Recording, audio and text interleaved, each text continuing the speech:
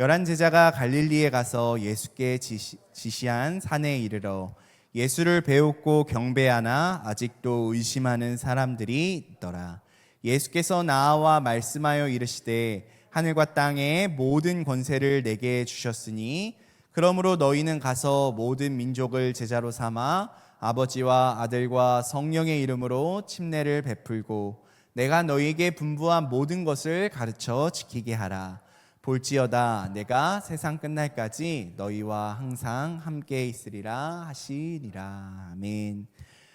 의심하는 자에게 맡겨진 사명이라는 제목으로 함께 말씀 나누고 기도하기를 원합니다. 저는 얼마 전에 진짜 오랜만에 영화관에 가서 그 왕과 사는 남자 영화 봤거든요. 하도 막 난리 해가지고 제가 이제 아이가 아직 어리다 보니까 사실 아이가 나오고 나서 영화관 가면 보통 뭐 아기상어 극장판, 뭐 뽀로로 극장판 이런 거 보다가 이제 아이가 태어난 이후 처음으로 이제 뭔가 영화다운 영화를 한번 봐봤어요. 그래서 이제 아이를 유치원에 보내고 오전에 가서 이제 와이프와 아내와 같이 영화를 보는데 너무나도 재미있더라고요. 근데 제 근처에 같이 이렇게 앉아 있던 한 어떤 그 관객분께서 영화 도중에 계속 전화를 받으러 막 왔다 갔다 하시는 거예요. 그러다가 이제 영화를 받으러 나가는데 그 클라이막스에 막 전화를 받으셔야 됐나 봐요. 마침 그 장면이 어떤 장면이냐면은 뭐 많이들 보셨을 테니까 그 왕이 죽기 직전의 그 장면이었어요. 그 유해진 씨가 막 이렇게 하고 막 그 할 때 그 장면을 이제 나가서 그분이 놓쳐버린 거예요. 그래서 막 이제 영화가 끝나고 이제 계단을 걸어서 이제 밖으로 나가는데 막 옆에 있는 사람한테 그분이 막 계속 물어보셔요. 왕이 죽은 거냐 살은 거냐, 뭐 유해진이 왕을 왜 죽였냐, 막 뭐 이런 거 물어보면서 옆에 있는 사람에게 계속 물어보는데 막 제가 괜히 막 입술이 막 근질거리고 막 설명해주고 싶어가지고 곤욕을 치렀던 그 기억이 있습니다. 여러분, 영화나 드라마에서 앞의 내용을 우리가 다 집중해서 봤을지라도 결론을 놓쳐버린다면 사실상 우리가 그 영화를 봤다라고 말할 수 있을까요? 아마 말하기 조금 힘들지 않을까라는 생각을 해봅니다. 오늘 우리가 읽은 이 본문이 그러합니다.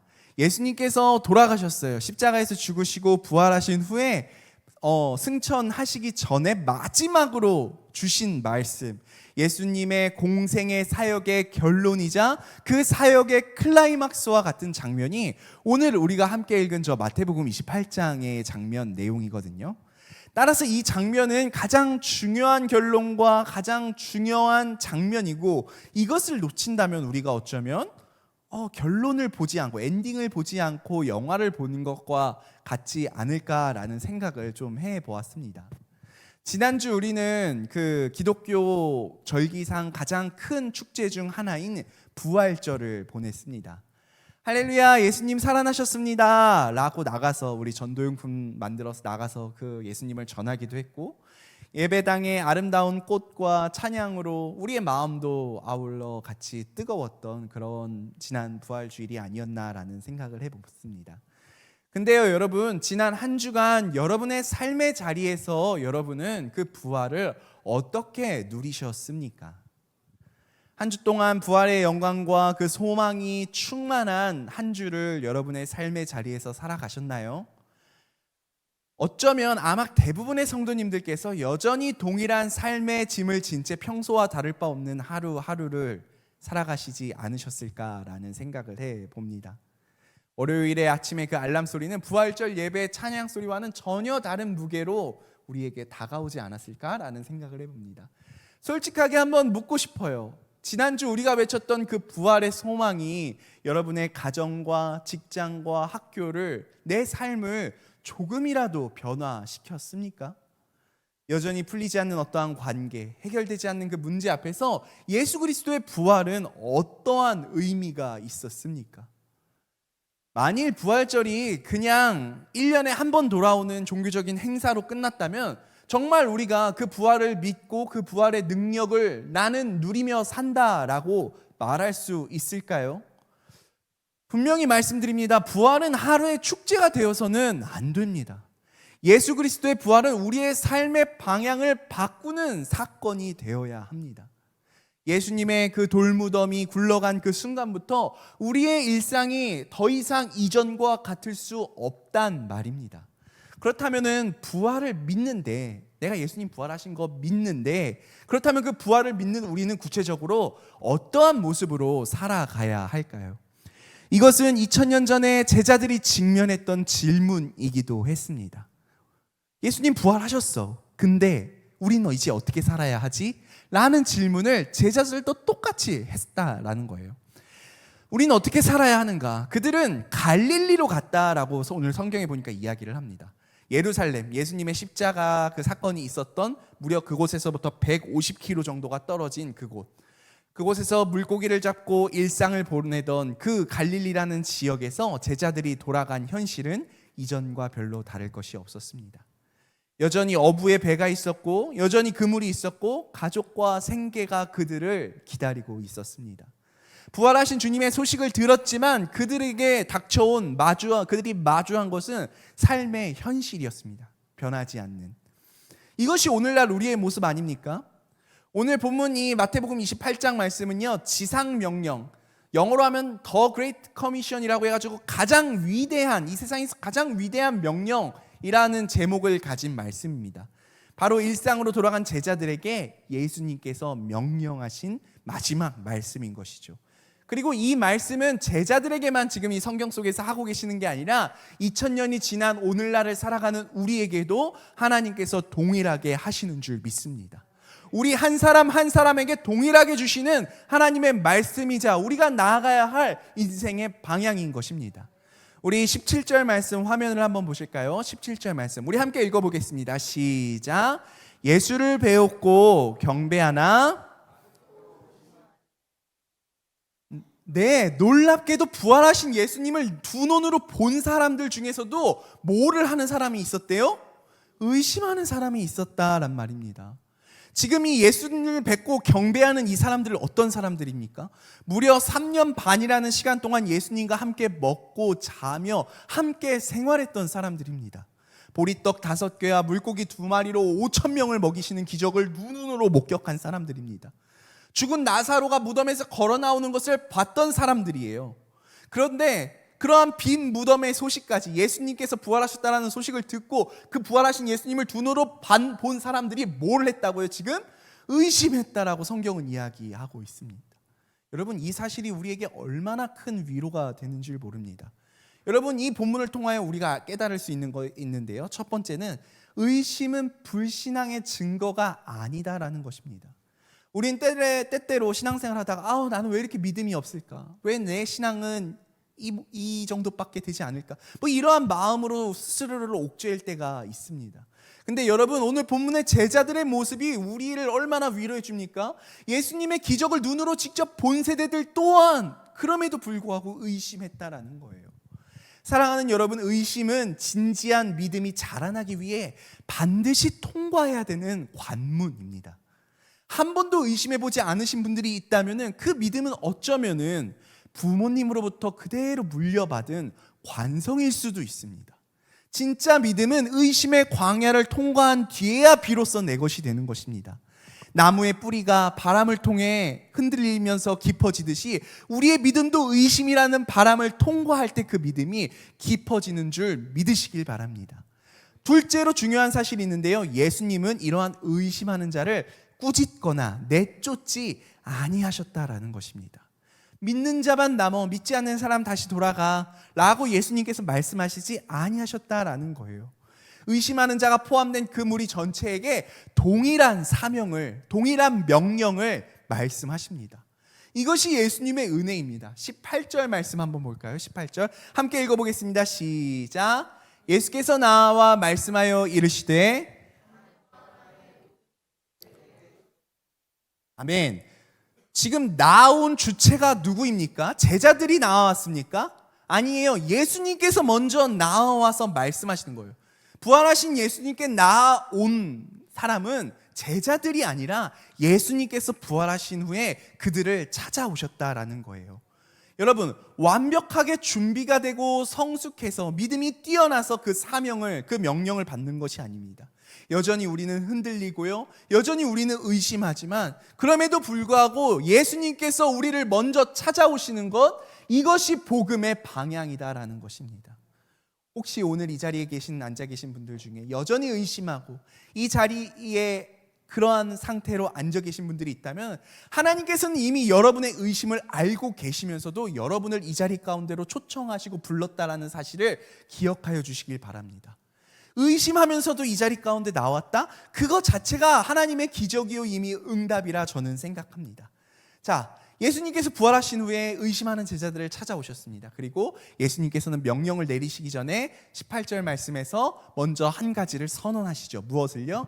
하늘과 땅의 모든 권세를 너희에게 주었다. 여러분, 그 다음에 19절에 보니까 그러므로라는 말이 이어지거든요. 이 순서를 절대로 바꾸면 안 됩니다. 여러분, 먼저 권세의 선언이 있었습니다. 그 다음에 그러므로 너희는 가서 라는 파송의 명령이 이어집니다. 여러분, 우리가 나아가서 예수 그리스도의 그 복음의 소식을, 그 부활의 소식을 담대히 전할 수 있는 그 이유는 무엇입니까? 그 근거가, 그 복음을 전할 수 있는 근거가 우리의 열정과 우리의 능력에 있지 아니하기 때문입니다. 우리의 헌신과 우리의 어떠한 것들은 우리의 재능으로 말미암은 것이 아니라 오직 예수 그리스도의 이미 완성된 승리, 이것이 우리의 전도와 선교의 근거이기 때문에 그렇습니다. 세상 속에 나가서 복음을 전하는 것, 그것 때때로 얼마나 우리에게 부담으로 다가옵니까? 직장에 나아가서 신앙 이야기 하면은 뭔가 분위기가 싸해지는 그러한 경험 아마 한 번쯤은 해보셨죠? 네, 해보셨었어야 돼요. 기독교에 대한 차가운 그러한 시선, 인터넷 뉴스만 봐도 얼마나 그러한 시선 앞에서 위축됩니까?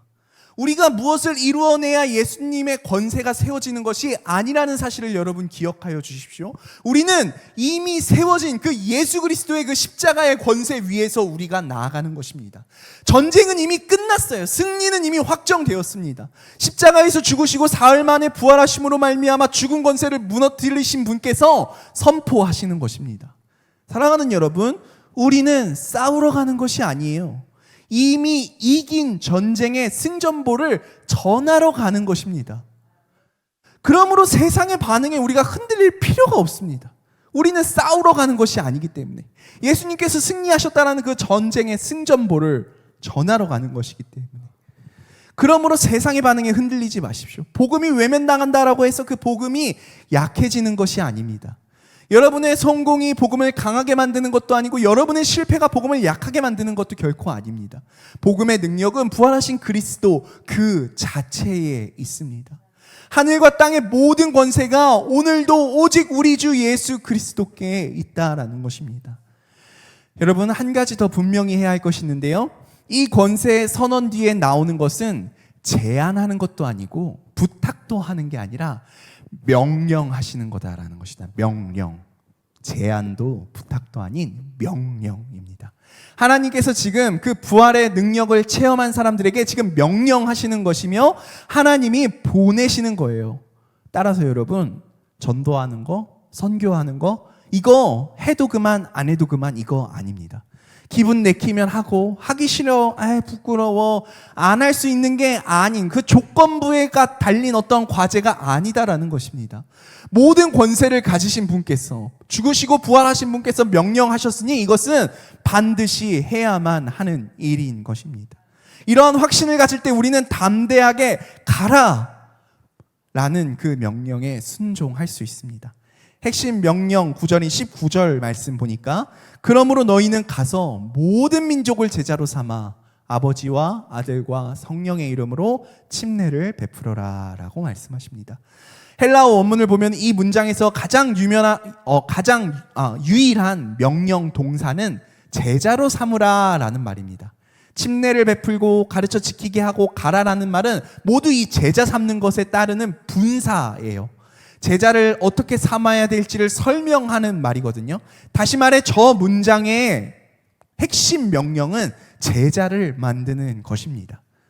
우리 모두는 이러한 제자 삼는 삶을 살아야 합니다.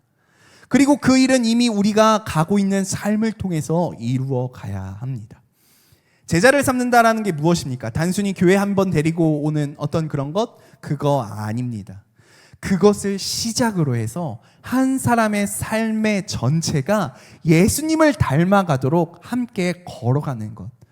내가 너희에게 분부한 모든 것을 가르쳐서 지키게 하는 모든 것이라고 말씀하셨을 때 일부가 아닙니다. 삶의 전 영역에서 그리스도의 주되심을 인정하고 순종하는 것. 이것이 바로 제자의 삶입니다. 예수님은 강의실 위에서 어떤 강단 위에서 말씀하신 게 아니라 길 위에서, 식탁 위에서 삶의 동행을 통해서 제자들에게 끊임없이 가르치시고 말씀하시고 제자 삼으셨습니다. 여러분, 그렇기 때문에 우리의 일상 동안 예수님의 그 일상의 하루하루가 제자 삼는 사역이었기 때문에 우리가 걷고 있는 우리의 일상 동안 우리의 일상의 선교지가 되어야 한다라는 것입니다. 우리가 살아가는 삶의 일상에서 우리는 제자 삼는 사역을 해야 한다라는 것입니다. 그렇다면 이 사명은 어디서부터 시작됩니까? 너희는 가서라는 말씀처럼 우리가 이미 걷고 있는 삶의 자리, 그 삶의 자리에서부터 시작해야 한다라는 거예요. 특별히 훈련된 소수만 해외로 나가는 것, 그게 선교가 아닙니다. 여러분의 직장이, 여러분의 학교가, 여러분의 가정이 선교지입니다. 여러분의 가정이 선교지예요. 매일매일 마주치는 동료들, 힘들다고 연락해온 오랜 친구, 또 자녀를 키우는 함께하는 이웃들, 우리가 만나는 모든 민족에 그 사람들이 다 해당이 됩니다. 때로는 직장에서 내가 손해를 좀 볼지라도 정직하게 일하는 것, 상처를 주었을 때 먼저 사과하는 것, 경쟁 속에서 동료를 밟고 올라서지 않는 것, 그렇게 일관된 그리스도인의 삶을 살아갈 때 사람들은 우리에게 와서 질문할 거예요. 넌 왜 그렇게 살아? 당신은 왜 그렇게까지 살아가는 거야? 왜 손해인 거 알면서 그렇게 살아가는 거야? 그 질문이 나오는 순간 복음의 문이 열리는 때예요. 우리의 임무는 문을 억지로 여는 것이 아닙니다. 저 사람은 왜? 라는 설명이 필요한 삶을 우리가 살아갈 때에 그 문이 자연스럽게 열리는 것입니다. 베드로전서 3장 15절 말씀이 이 진리를 정확하게 말씀하고 있는데요. 우리 함께 읽어보겠습니다. 시작. 너희 속에 있는 소망의 이유를 묻는 자에게는 대답할 것을 항상 준비하되 온유와 두려움으로 하라. 여러분, 순서를 보십시오. 먼저 소망 있는 삶을 살아갑니다. 그러면은 우리가 그러한 삶을 살아갈 때 우리의 삶을 보면서 저 사람은 왜 저렇게 살지? 라는 궁금증이 생길 거예요. 그러면 우리에게 와서 묻겠죠. 당신은 왜 그렇게 살아가십니까? 왜 그렇게 손해보면서 살아가십니까? 라고 이야기를 할 때 우리는 대답할 것을 항상 준비해야 한다라고 오늘 베드로전서는 말씀하시는 것입니다. 여러분, 일상에서 주님의 주되심을 인정하면서 살아가는 사람에게 하나님은 종종 그거보다 더 구체적이고 특별한 부르심을 또 주시기도 합니다. 일상의 신실함, 방금 지금까지 이야기한 그 일상의 신실함은 우리의 삶의 바탕이 되는 뿌리이고 특별한 헌신이 있어요. 그 특별한 헌신은 그 뿌리에서 자라나는 열매, 그 열매가 있는데 하나님은 이러한 구체적이고 특별한 길로 우리의 발걸음을 인도하시는 분입니다. 뿌리 없는 열매는 없고 열매 없는 뿌리가 없듯이 이것은 한 사명이요 하나의 완성이다라는 것이죠. 이 두 개를 결코 분리해서 생각해서는 안 된다라는 것입니다. 자, 보십시오. 사도행전에 보면은 안디옥 교회라는 교회가 나와요. 안디옥 교회. 그들은 각자 자신의 삶의 자리에서 신실하게 복음을 살아내던 평범한 공동체였습니다. 그런데 어느 날 성령님의 강력한 임재가 그들 가운데 임하였고 그들을 흔드실 때 그들은 교회의 가장 핵심 지도자인 바나바와 사울을 선교지로 보냅니다. 교회에서 가장 필요 없는, 쓸모 없는 사람을 보는 게 아니라 교회에서 가장 중요하고 필요한 사람을 가장 필요한 시기에 드린 것입니다. 여러분, 이게 헌신입니다. 우리가 5월 16일 날 양화진 선교사 묘원을 가게 될 거인데 그때 가서 보면은 그 땅에 묻혀 계신 그 19세기의 이 대한민국 땅을 밟은 수많은 선교사님의 삶들 또한 마찬가지였어요. 그 시절 대한민국은 복음이 전해지지 않은 매우 척박한 땅이었습니다. 본국에 남아 있었다면은 삶의 어떤 안정과 존경과 이런 것들을 누릴 수 있던 그러한 엘리트 인재들이 가장 귀한 젊음을 바쳐서 이 조선 땅으로 건너왔습니다. 그들은 낯선 땅에서 평생을 고생하며 풍토병으로 아내를 잃고 자녀를 잃고 그렇게 평생을 고생하며 한 생을 바쳐 이 땅 가운데 복음을 전했습니다. 그리고 오늘날 우리가 이렇게 신앙생활을 할 수 있는 이 한국교회의 이유는 바로 그 헌신 위에 서 있습니다. 여러분, 이것이 그 선교사님들의 일만이 되어야 합니까? 저는 오늘날에도 그런 청년들을 종종 보곤 하는데요. 제가 아는 그 지인 이야기를 좀 들려드리고 싶습니다. 그분은요, 사실 저보다 동생인데 그 친구는 예수님께 자기가 무언가를 드리고 싶은데 무엇을 드릴 수 있을까를 고민하다가 아이디어를 낸 게 요즘 100세 시대 하니까 내 인생을 100년으로 계산을 한 거예요. 그리고 100년의 11조인 10년을 하나님께 드리기로 결단했습니다. 그리고 내 인생에서 가장 건강하고 튼튼하고 빛나는 20대, 그 20대 후반의 나이에 선교지로 떠났습니다. 가장 건강하고 힘 있는 나이, 내 인생에서 가장 찬란하게 반짝반짝 빛나는 그 10년을 하나님께 드리기로 결단하고 선교지로 나아갔어요. 여러분은 어떠십니까?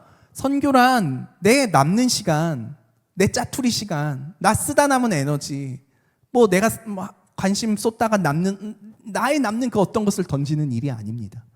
내 생에 가장 중요한 것, 내가 움켜쥐고 놓기 가장 힘든 그것을 기꺼이 내려놓는 결단이 선교인 줄 믿습니다. 여러분 중에 믿지 않는 이들에게 복음을 전하고 그들이 장성한 하나님의 사람이 되도록 돕는 일, 즉 선교하는 일에 에이 저거 왜 해야 돼? 이렇게 생각하시는 분들 혹시 이 자리 가운데 계십니까? 아마 없으실 거예요. 선교? 해야죠. 선교해야죠. 선교하는 일에 에이 저거 왜 해? 라고 생각하시는 분들은 지금 아마 우리 주일 4부 예배 드리시는 성도님들 중에는 아마 없을 것 같습니다. 여기 앉아 계신 분들 대부분 선교의 필요성에 대해서 부정하는 사람 아마 없을 거라 저는 생각해요. 근데 누가 갑니까? 선교해야죠. 그렇죠? 동의하시죠?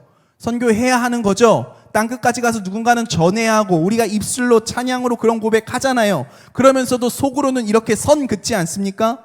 근데 그게 나는 아니야. 내 자식만큼은 안 돼. 내 시간만큼은 안 돼. 내 커리어만큼은 안 돼. 여러분, 이게 우리의 솔직한 모습 아닙니까? 그러나 이런 걸로 우리가 하나님을 설득하려 해서는 안 됩니다. 주님, 이 방법은 안 됩니다. 저 방법으로 해주십시오. 여러분, 우리의 방법을 내려놓는 것, 그것부터가 시작입니다. 우리의 주권을 내려놓아야 합니다. 우리의 신앙이 깊어질수록 우리는 결국 이 질문 앞에 서게 됩니다. 주님, 제가 가장 소중하게 붙들고 있는 이것을 주님께 드리기를 주님 원하십니까? 그때 주님 말씀하실 때, 네, 주님, 제가 그것을 주님께 드리겠습니다. 라고 말할 수 있는 사람, 그 사람이 진정한 제자입니다. 이 무거운 사명 앞에서 예수님은 마지막으로 약속하십니다. 20절 말씀 함께 읽어볼까요? 20절 말씀, 자, 시작.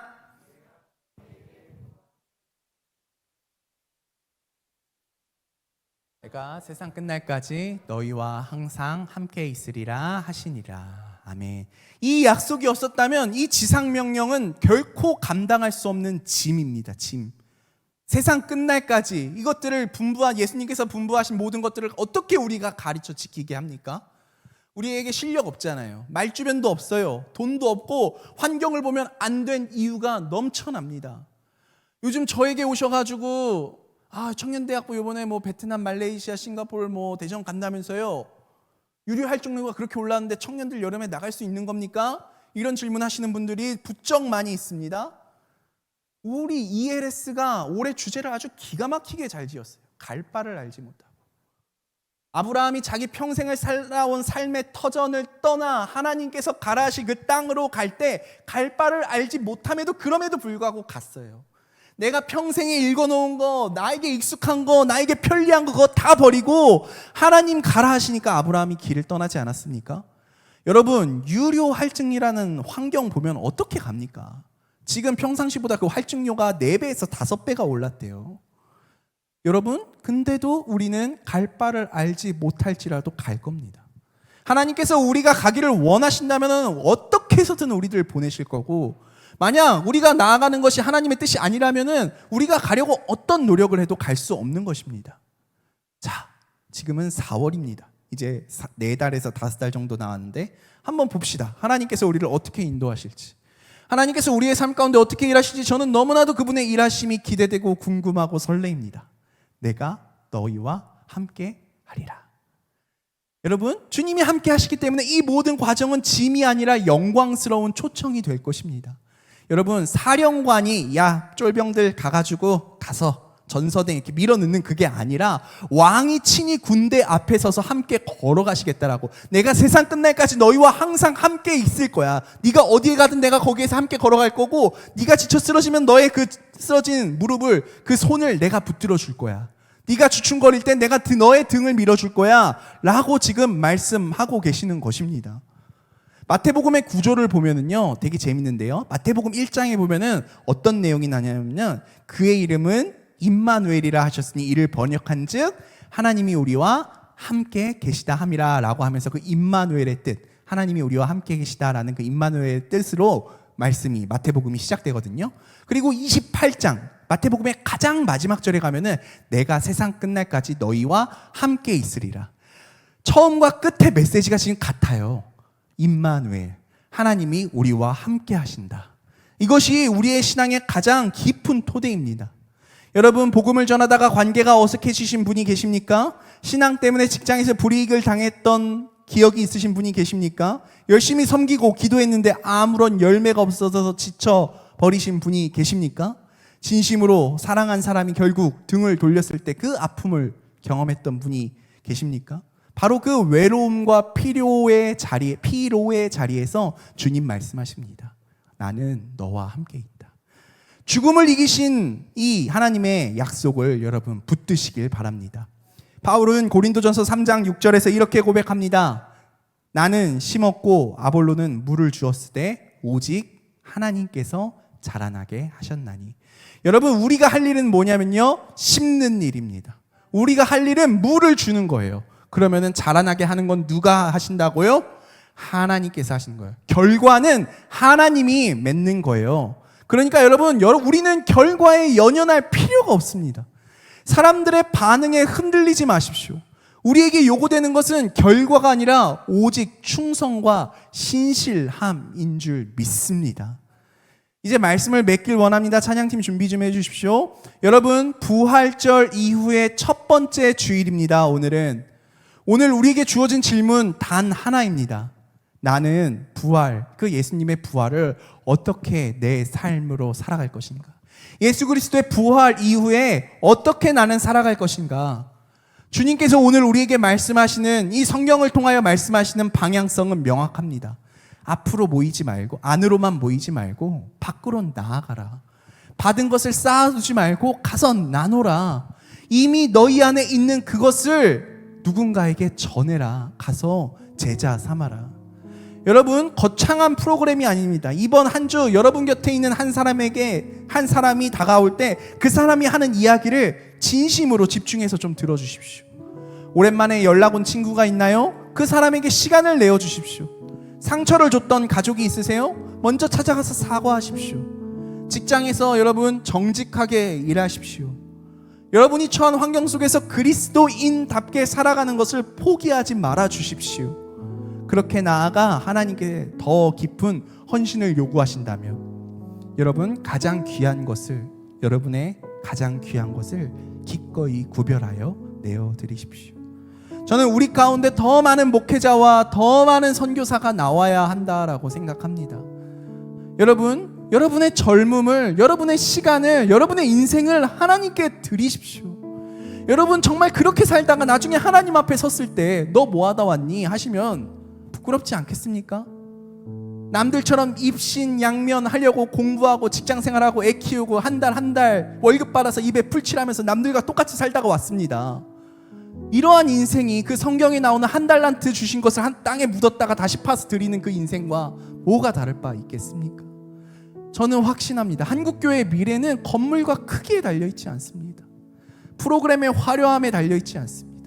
한 사람의 변화가 또 한 사람의 변화를 낳는 이 거룩한 연쇄 반응 위에 오늘날 우리 한국교회의 미래가 여기 달려있다라고 생각합니다. 그리고 그 시작은 오늘 여기 있는 저와 여러분 한 사람 한 사람이 되어야 될 줄 믿습니다. 의심하는 자에게 먼저 나와 찾아오신 그 예수님께서 오늘도 우리에게 동일하게 찾아와 말씀하시고 기다리고 계십니다. 여러분이 완전해서가 아닙니다. 여러분이 능력이 있어서가 아니에요. 그분이 먼저 우리를 사랑하셨기 때문입니다. 모든 권세는 이미 그분 손에 있고 그 권세 위에서 우리는 보냄을 받습니다. 그리고 우리가 나아가는 그 길이 결코 혼자 걷는 길이 아니다라는 것입니다. 가라, 내가 세상 끝날까지 너희와 함께 있으리라.